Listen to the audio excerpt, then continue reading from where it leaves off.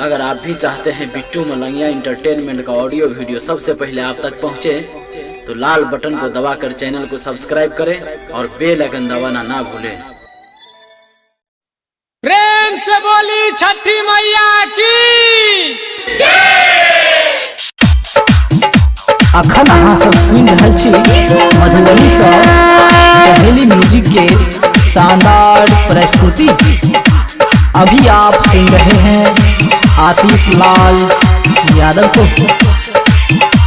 प्रेम से बोली आदित्य मल की presented by Bittu Malangiya entertainment. छठी घाटे है रूबी जाले छठी घाटे है छठी घाटे है पूजा जाले छठी घाटे दौरा सजा के माथे उठा के सब कोई दिया जरा के हो कोमर हिला के है कजली जाले छठी घाटे है रूबी जाले छठी घाटे है कजली जाले छठी घाटे दौरा सजा के माथे उठा के सब कोई हिली मिली खूबे रादियरी जरा के हो कोमर हिला के है नीतू जाले छठी घाटे है सोनिया जाले छठी घाटे है नीतू जाले छठी घाटे। अखन अहाँ सब सुन रहल छी मधुबनी से सहेली म्यूजिक के शानदार प्रस्तुति। प्रेम से बोली छठी मैया की मनीष रक्सौल।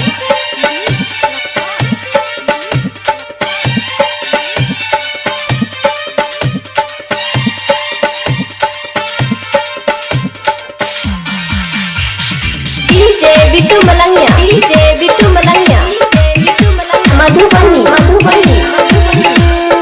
सब सखी जाला हिल मिल छठी घाट गीतिया होगा के खूबे करतिया नाच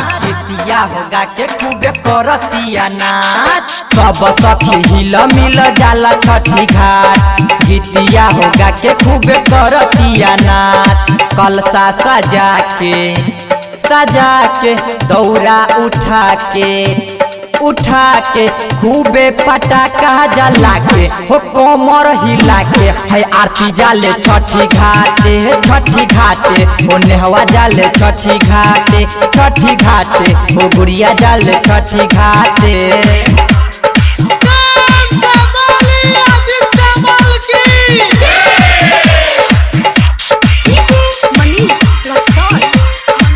डीजे बिट्टू मलंगिया मधुबनी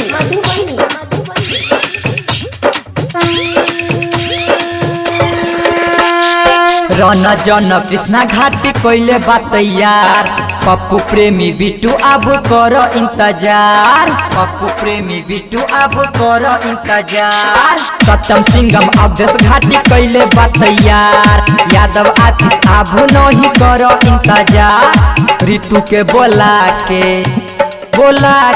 श्यामा के नचा के सब कोई सहेली ही म्यूजिक के गाना बजा के हो कोमर हिला के हो राधा जाले छठी घाटे हो छोटी जाले छठी घाटे प्रीति जाले छठी घाटे। presented by Bittu Malangiya entertainment.